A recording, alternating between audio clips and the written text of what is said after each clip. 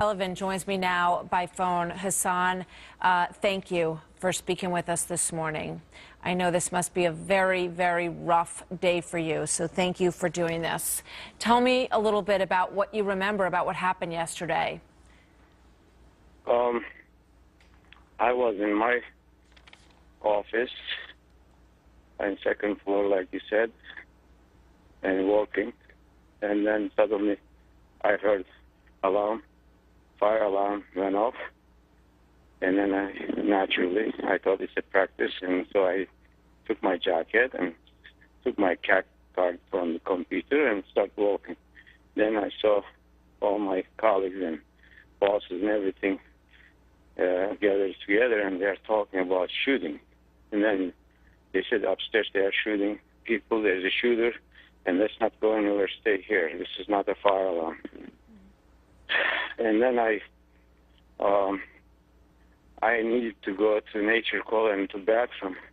And then when I came in, I couldn't get in. We are in a box.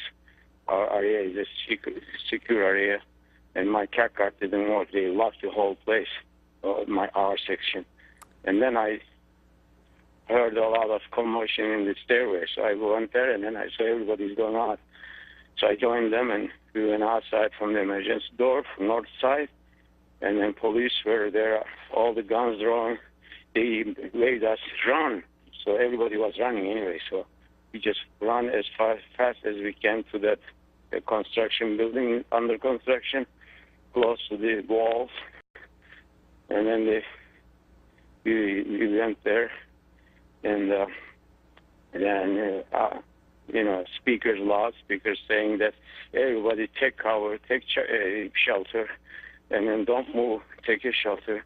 So we went inside that construction building, and we were there about an hour or so. And then police then came, told us that they opened a little fence opening from that construction side so we can go out to the wall. And then they escorted us to outside, and then the whole M Street was an amazing war zone, like. And then they told us to stay against these walls, and we're gonna get you to buses and then take you to safe place. And then we waited there for a while, and then marshals. Yes.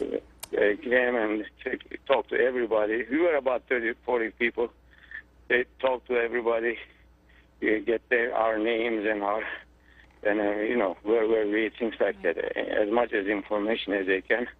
And then it took about an hour also there. And at this time, we heard from the police scanners shooting, yelling, and police is down. There are 3 shooters and things like that. Oh my gosh, Hasan! I know this was. That's when we really were scared. Yes, we were just running each other because three shooters running around is so scary. So frightening. And I know I talked to you earlier, and you said that you haven't heard. You don't know the names of all the victims, but you said you probably know somebody among that group because you said we're all, very close. We all work together, and we're like a family. And my heart goes out to you. Honestly, I have not read the paper. Yes. I know my admiral sent everybody email and made a list, and I didn't look at the list. Yeah. You know I don't want to read today anything. I just want to forget everything because I'm getting ready for my son's wedding Saturday, and then I'm trying to occupy myself with that. Yes. And my son is also a wounded war veteran from Iraq, the Marine. He's out now, but anyway, so I know how this feels. I know. We thank your son for his service, and we know that your family will be together for his wedding, and that'll be a positive day for all of you. I know you've been through a lot, what I'm and trying we to truly, concentrate on, yes, and that's a good idea. We truly thank you for being with us today, and we're so glad that you got locked out of the building and you couldn't get back in and you got out.